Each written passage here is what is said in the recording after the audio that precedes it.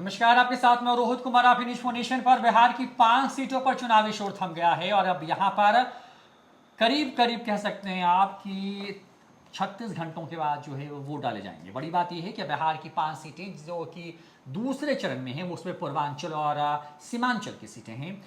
बांका, भागलपुर, पूर्णिया, कटिहार और किशनगंज ये वो सीटें हैं जहां पर चुनाव होने हैं। साल 2019 के चुनावी नतीजों के हिसाब से यहां पर किशनगंज को छोड़कर के बाकी 4 सीटों पर जदयू ने जीत हासिल की थी।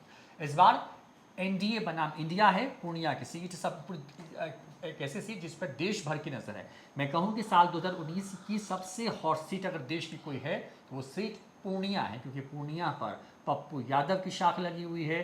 तेजस्वी यादव की और लालू यादव की पूरी आरजेडी का एमवाई समीकरण दांव पर लगा हुआ है और साथ ही साथ कांग्रेस की चुप्पी उस सीट को लेकर के ये बता रही है कि अंदर से कुछ खेल हो रहा है। बिहार की इन 5 सीटों पर एक एक करके जानेंगे कि 1 महीने से ज़्यादा वक्त तक जहां पर चुनाव प्रचार हुआ, जहां पर तेजस्वी यादव, प्रधानमंत्री नरेंद्र मोदी,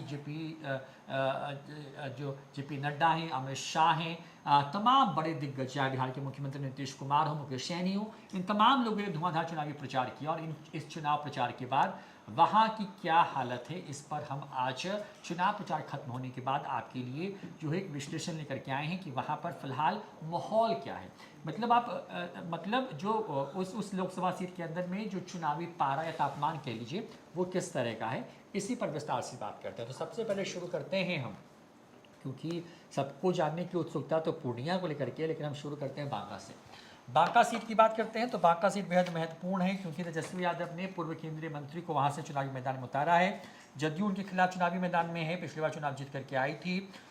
इस बार क्योंकि फिर से वो चुनावी दंगल में है। देवांशु, अगर बात करें बांका लोकसभा सीट की, क्या माहौल वहां पे हुआ? क्योंकि तेजस्वी यादव से लेकर के मुख्यमंत्री नीतीश कुमार, तमाम दिग्गजों ने खूब प्रचार किया वहां पर, क्या लग रहा है?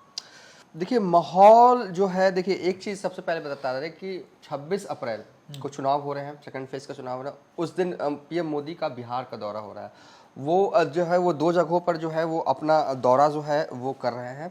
26 अप्रैल को जो पीएम मोदी जो है वो अररिया में एक जनसभा को संबोधित करेंगे और दूसरा मुंगेर में करेंगे। ये मोदी को बड़ा पसंद आता है, मतलब कि जिस क्षेत्र में चुनाव हो उसके बगल वाले क्षेत्र में प्रचार करें। इससे माहौल बदलता होगा, क्या होता होगा शायद पीएम मोदी बेहतर जानते होंगे। ये उनका पुराना बहुत अच्छा पसंदीदा एक तरह से कह सकते हैं स्टाइल है काम करने का। तो अब बांका में चुनाव हो रहा है और उसके बगल में है मुंगेर। बांका में जब लोग वोट डाल रहे होंगे तो पीएम नरेंद्र मोदी जो है वो अपनी पार्टी का प्रचार कर रहे होंगे। ये जो सेकंड चरण है ना, उसमें एक चीज़ और है कि एनडीए की तरफ से 5 जो सीट है उस पर कैंडिडेट जो हैं वो नीतीश कुमार की पार्टी के हैं।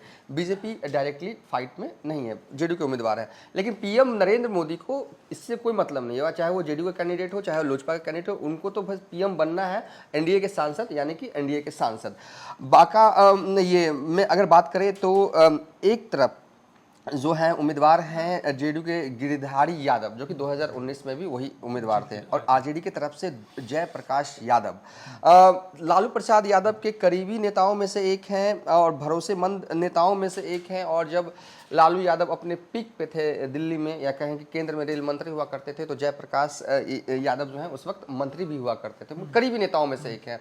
2014 में भी टिकट जो है आरजेडी ने दिया था बांका से। 2014 में जयप्रकाश यादव जो है वो जीत कर आए थे। 2019 में भी चुनाव लड़ा था उन्होंने, लेकिन हार गए थे। और देखिए, गिरधारी यादव 2019 में सांसद बनते हैं, लेकिन इसका मतलब ये नहीं, देखिए दोनों नेता, ये जो सीट पे मुझे लग रहा है ना, एक होता है कि एक नया नेता, एक पुराना नेता, नहीं, दोनों ही नेता पुराने नेता हैं क्षेत्र के लिए। इस मायने में है कि 1996 में पहली दफा गिरधारी यादव सांसद बन चुके थे बांका के, ठीक है। तो अब कहिएगा कि अब जयप्रकाश नारायण की अगर बात करें तो ये भी लंबे वक्त से जो है वो सियासत कर रहे हैं और बांका में ही जमे हुए हैं।